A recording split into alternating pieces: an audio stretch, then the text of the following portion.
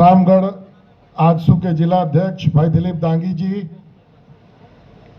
अध्यक्षता कर रहे। हजारीबाग के थोड़ा सा लाइव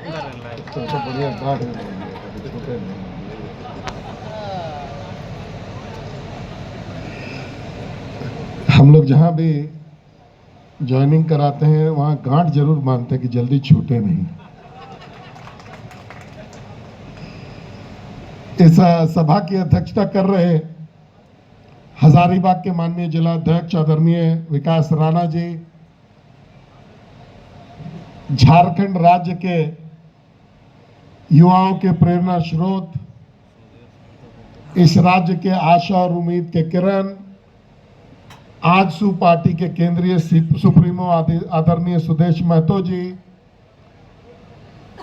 इस राज्य के गिरिडीह से सांसद और उसके पहले रामगढ़ को कई एक बार विधानसभा में रिप्रेजेंट कर चुके और कई एक वर्षों तक झारखंड की सेवा मंत्री के रूप में देते हुए आदरणीय चंद्रप्रकाश चौधरी जी, आदरणीय देवशरण भगत जी, आदरणीय खालिद खलील जी, इस लोकसभा के प्रभारी आदरणीय विजय साहू जी,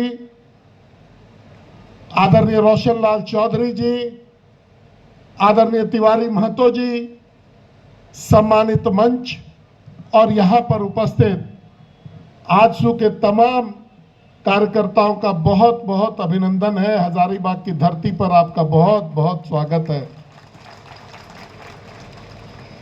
अभी जब से हम लोग यहां पर आए हैं तब से ये चर्चा चल रही थी, जितने भी वक्ता थे उनके बीच में ये बात चल रही थी कि भाई अगर 2019 में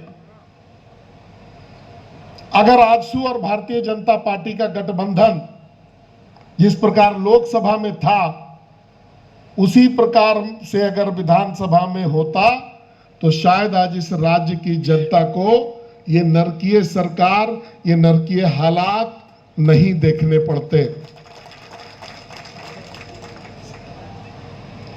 ये हम सभी लोग जानते हैं कि एनडीए का अपना एक ताकत है। वैसे सभी पार्टियां अपने आप में मजबूत होती हैं, लेकिन जब मुट्ठी बंद करके अगर कोई लड़ता है, एक विचारधारा के लोग अगर एक साथ एक तरीके से लड़ते हैं तो ज्यादा प्रभाव होता है। इस बात से हम इनकार नहीं कर सकते। आज 2024 लोकसभा का चुनाव हम लोगों के सर पे है और ये एक विचारधारा की लड़ाई है। जैसे आप कहीं पर भी जाएं, किसी भी टीवी में जाएं या किसी अखबार से सुने या किसी भी जो लोग सर्वेस करते हैं उनसे सुने तो आपको ये पता चलेगा कि इस बार एनडीए की सरकार भारी मतों से जीत करके आ रही है, बहुत बड़े संख्या में सीट लेकर के आ रही है। लेकिन हमारा और आपका भी कोई फर्ज बनता है, हमारा और आपका भी कोई कर्तव्य है। हम लोगों को चाहिए कि अपने विचारधारा का जो मत हम लोगों के पास है, ऐसे मत जो अपने विचारधारा से मेल खाते हैं, जो आजसू के भारतीय जनता पार्टी के एनडीए के विचारधारा से मेल खाते हों, उन सभी मतों का एकत्रीकरण होना चाहिए ताकि इस लोकसभा के तुरंत बाद जो विधानसभा का चुनाव होगा उसमें इस मतों का जो है अत्यधिक लाभ इस हम एनडीए के सदस्यों को मिल सके। मैं केवल आपसे इतना ही आग्रह और विनती करने आया हूं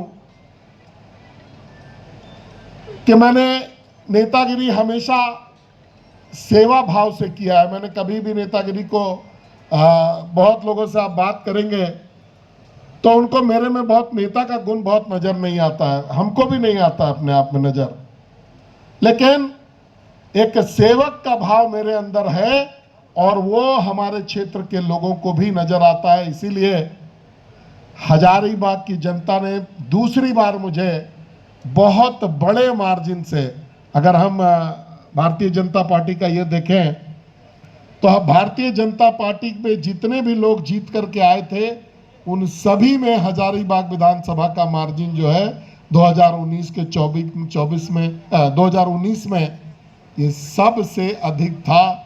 ये इसी बात का परिचायक है।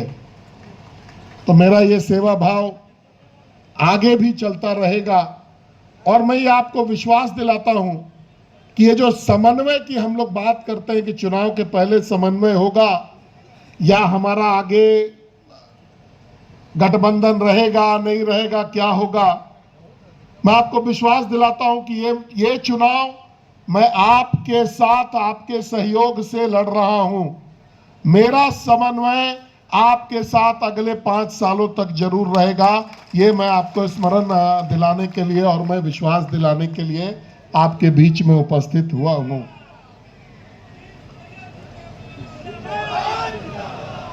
अंत में मैं इतना ही कहना चाहूंगा, हजारीबाग जीतेंगे, फिर झारखंड जीतेंगे, जीतेंगे पूरा देश। एनडीए होगा सशक्त, समृद्ध बनेगा अपना प्रदेश और अपना देश। बहुत बहुत धन्यवाद।